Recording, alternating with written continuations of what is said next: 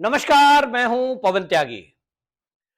दिल्ली के सीएम अरविंद केजरीवाल जी जब राजनीति में नहीं आए थे तब वो ये प्रेस कॉन्फ्रेंस करके कह रहे थे कि जो ये राजनीतिक दल के नेता हैं ये अपराध करते हैं और उस अपराध के बाद ये छूट जाते हैं, इनके खिलाफ कोई सख्त एक्शन नहीं होता। तो ऐसा एक कानून बनाना चाहिए कि ये जो राजनीतिक लोग भ्रष्टाचार करें, कोई अपराध करें, तो इनको सख्त से सख्त सजा हो और उसकी सुनवाई भी जल्दी हो और इनकी सदस्यता भी रद्द की जानी चाहिए। आज वो अरविंद केजरीवाल जी का पुराना प्रेस कॉन्फ्रेंस में बोला गया बयान वायरल हो रहा है, लेकिन अब अरविंद केजरीवाल जी जब राहुल गांधी की सदस्यता कोर्ट के कानून के तहत, जो कि कांग्रेस के टाइम में कानून बना था और उस कानून में जो संशोधन हुआ वो भी 2013 में करने की कोशिश की गई थी, राहुल गांधी ने खुद उस संशोधन के जो बिल था उसको फाड़ दिया था, ये सबने देखा। लेकिन अब जब राहुल गांधी की सदस्यता रद्द हुई है, इसको लेकर पूरा विपक्ष आज ये कह रहा है कि ये मोदी जी जो है विपक्ष से डर गए हैं और डरने के कारण ये कार्रवाई हुई है। सवाल यह है कि कार्रवाई की गई है कोर्ट के द्वारा और अरविंद केजरीवाल जी प्रेस कॉन्फ्रेंस करके बाकायदा मीडिया में बोल रहे हैं कि ये जो हो रहा है राहुल गांधी की सदस्यता, उन्होंने शब्द इस्तेमाल किया कि राहुल गांधी को फंसाया गया है। तो अरविंद केजरीवाल जी क्या ये नहीं जानते कि राहुल गांधी को फंसाने के लिए क्या उनसे ये कहा गया था कि आप देश के सारे मोदी को चोर बोलो? ये किसने कहा था? वो उन्होंने खुद बोला है। और अगर आप देश के किसी कम्युनिटी को चोर बोलोगे तो क्या वो कम्युनिटी चुप बैठ जाएगी? क्या यह केस मोदी ने कोर्ट में लड़ा है? देश के प्रधानमंत्री नरेंद्र मोदी, उन्होंने केस फाइल किया है? निश्चित रूप से नहीं। ये मोदी कम्युनिटी के लोगों की भावना आहत हुई और उसके कारण यह केस दर्ज हुआ, उसका फैसला आया। और जब फैसला आया, और फैसला कानून है, जनप्रतिनिधि कानून में, कि यदि आपको 2 साल से अधिक की सजा मिलती है तो आपकी लोकसभा या राज्यसभा या विधानसभा की सदस्यता रद्द होगी और आपको 2 साल की कैद होगी, 6 साल के लिए आप निलंबित कर दिए जाएंगे, आप सस्पेंड रहेंगे, किसी प्रकार का चुनाव नहीं लड़ेंगे। ये सारा विपक्ष इस कानून को जानता है। लेकिन अब जब इनके ऊपर कार्रवाई हो रही है तो ये इस तरह से बौखला रहे हैं कि अब एक तरफ जहां कांग्रेस ने यह घोषणा करी है कि अब तो रण होगा, मतलब कांग्रेसी क्या कह रहे हैं कि हमारे राहुल गांधी की सदस्यता रद्द हो गई, इतनी जल्दी क्या थी?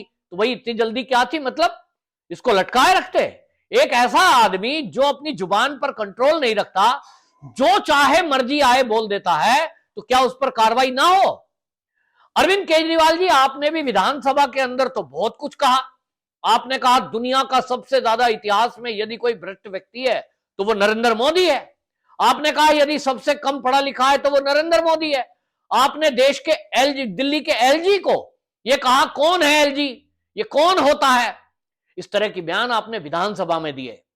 आप जरा सार्वजनिक मंच से इस तरह की बयानबाजी किसी कम्युनिटी के विरुद्ध करके देख लीजिए तो आपको भी पता लगेगा, क्योंकि देश का कानून है।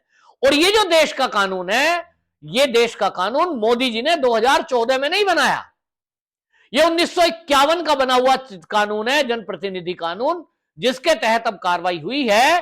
कांग्रेसियों के टाइम में बना, इंदिरा गांधी के टाइम में उसमें इंदिरा गांधी को सजा हुई, इमरजेंसी लगी, उसके बाद अमेंडमेंट हुआ और उस अमेंडमेंट में फिर कोर्ट का निर्णय हुआ और सुप्रीम कोर्ट ने कहा कि ये जो है तत्काल, इसको बदलने की जब जरूरत पड़ी तो तत्काल निर्णय हो रहा था कि तत्काल व्यक्ति को सजा मिले तो उसकी सदस्यता रद्द हो। ये सब जो कोर्ट ने आदेश दिया है, इसमें यह कहना, मैं न्यायपालिका का तो सम्मान करता हूं लेकिन साहब ये फैसला गलत है, ये कैसा सम्मान है भाई? आप ये कह रहे हो कि मैं न्यायपालिका का तो सम्मान करता हूं, दूसरी तरफ न्यायपालिका के एक फैसले को आप कह रहे हो मैं इस फैसले से सहमत नहीं हूं। इसका मतलब न्यायपालिका का आप सम्मान नहीं करते, आप ये देखते हो कि कौन सा फैसला आपके पक्ष में है, कौन सा विपक्ष में है। अब मनीष सिसोदिया और सत्येंद्र जैन, 2 व्यक्ति जेल के अंदर बंद है। आप कह रहे हो मैं न्यायपालिका का सम्मान करता हूं, लेकिन न्यायपालिका ने ही सत्येंद्र जैन की और मनीष सिसोदिया की बेल एप्लीकेशन को रिजेक्ट किया है। तो क्या आप उसे मानेंगे जब उन्हें जेल हो जाएगी? आप कहेंगे नहीं, ये तो मोदी ने फंसा दिया। आप तो पहले से बोल रहे हो कि फर्जी केस हैं, फर्जी केस हैं। भाई अगर आप न्यायपालिका का सम्मान करते हैं, आपको न्यायपालिका पर भरोसा है, तो आप इंतजार करिए ना, और कोर्ट में अपनी सारी दलीलें रखिए, कोर्ट को बताइए कि इसमें क्या है, कोर्ट को बोलिए कि इसमें दोष किसका है। और कोर्ट यदि ये समझेगा कि आपके ऊपर लगाए गए आरोप फर्जी हैं, तो आप बाइज्जत बरी हो जाएंगे, इसमें किसी की चिंता करने की आवश्यकता क्यों है। लेकिन जिस तरह से अरविंद केजरीवाल जी ने प्रेस कॉन्फ्रेंस की और ये कहते हुए उन्होंने मोदी को घेरा, वो कहते हैं ये जो नरेंद्र मोदी की सरकार है, ये तो अंग्रेजों से भी ज्यादा खौफनाक और खतरनाक है। उन्होंने इसको खौफनाक और खतरनाक बोल दिया। ये आप देखिए, और वो कह रहे हैं लोगों को सड़कों पे आना पड़ेगा। ठीक उसी तरह अरविंद केजरीवाल बोल रहे हैं लोगों को सड़कों पे उतरने के लिए, जैसा कभी सीएए के विरोध के समय में सोनिया गांधी ने दिल्ली की रामलीला मैदान से लोगों को यह कहा था आपको सड़कों पे उतरना पड़ेगा। इसका मतलब साफ है कि ये पूरा देश का विपक्ष, इनके जो लोग भ्रष्टाचार में जेल जाते जा रहे हैं, ये कोई अपराध करें उसमें जेल जा रहे हैं, तो अब ये सड़कों पर उतरकर अराजकता फैलाएंगे और ये देश का माहौल खराब करेंगे। इनके पास जो भ्रष्टाचार किए हुए हैं उसके प्रश्नों का उत्तर तो है नहीं, तो कुल मिलाकर लोगों को सड़कों पे उतार दो। इधर कांग्रेस देख लीजिए, टीवी पर बैठकर सीधा सीधा धमकी दे रही है और सड़कों पर उतरकर अराजकता उन्होंने करी दी। तो मतलब तय हो गया कि आप अपनी गलतियों की बात नहीं करोगे, जो गलती है उसमें सुधार नहीं करोगे, लेकिन आप सड़कों पर उतरकर सरकार को धमकाओगे। सड़कों पर उतरकर सरकार को धमकाने का काम जो कर रहे हो, आप कह रहे हो ये अंग्रेजों से भी ज्यादा खतरनाक सरकार है। मतलब क्या मोदी सरकार में ऐसे निर्दोषों को जेल में डाला जा रहा है? तो फिर सुप्रीम कोर्ट के जो जज बैठे हैं, आप उन तक क्यों नहीं बोलते? एक भी केस में क्या सुप्रीम कोर्ट ने राहत दी है आपको? अगर दी होगी तो ठीक है। अंग्रेजों के टाइम में तो ऐसा होता था कि क्रांतिकारी जो देश के लिए लड़ते थे, उनके ऊपर कार्रवाई होती थी, उनको उठा के अंग्रेज जेल में डालते थे। मोदी जी की सरकार में कौन ऐसा व्यक्ति जेल में गया है जो देश की आजादी के लिए लड़ रहा है, जो देश के लिए काम कर रहा है? आप सत्येंद्र जैन, मनीष सिसोदिया की तुलना करते हो भगत सिंह से, कौन सा काम किया उन्होंने? सत्येंद्र जैन किस काम में जेल में बंद है?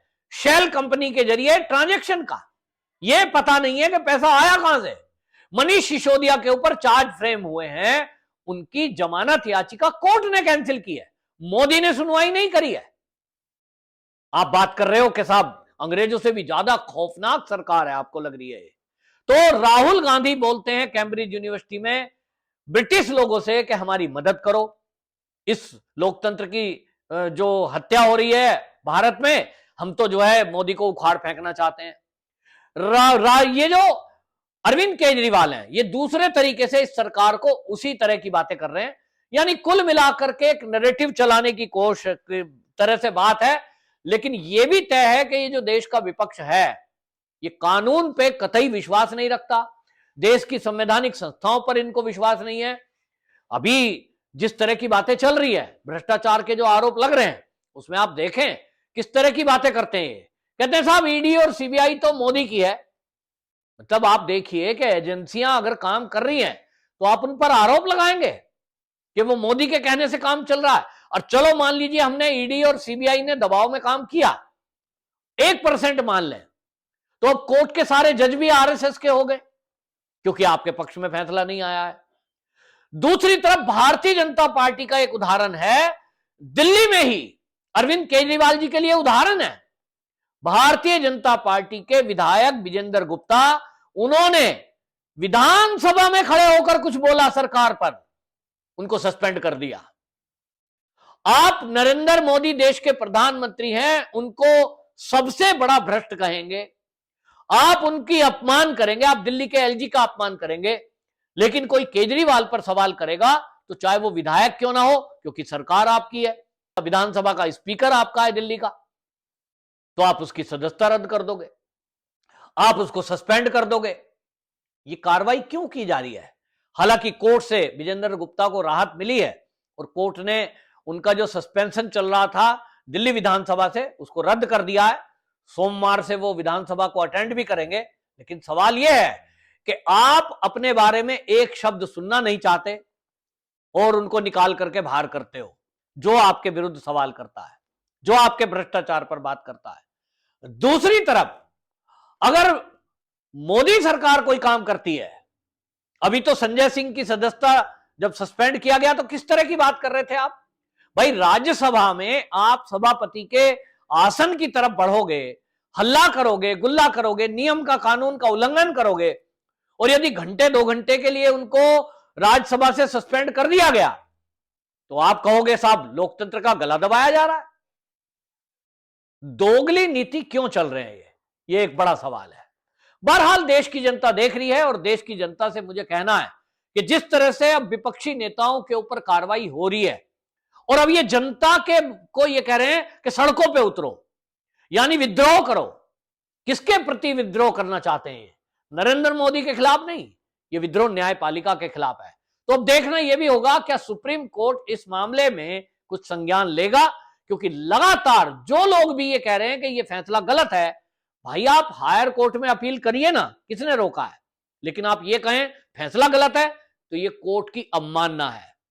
क्या कोर्ट की अवमानना के मामले में इन नेताओं पर कोई कार्रवाई होगी? ये बड़ा सवाल है। वंदे मातरम।